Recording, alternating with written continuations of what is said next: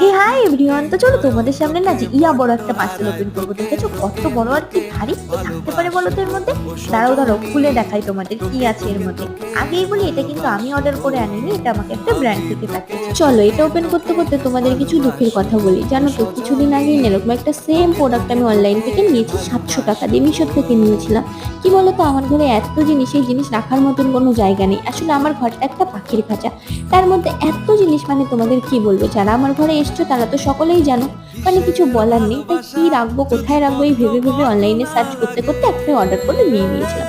এবার ব্র্যান্ড যখন আমাকে এটা পাঠাবে, কিছুদিন আগে পাঠালে কি হতো বলো, তাহলে তো আর আমার 700 টাকার বাস যেত না, এটা দিয়ে আমি কাজ চালিয়ে দিতাম। এমনিতেই ঘরে জায়গা নেই, একটা অলরেডি রয়েছে, আবার একটা এসছে। এবার এটাকে আমার ফ্রিতে কাউকে না কাউকে দিতে হবে। কাকে আর দেবো, দিলে আমার মাকে দিতে হবে, কিন্তু আমি অতটাও মানে ভালো মানুষ না।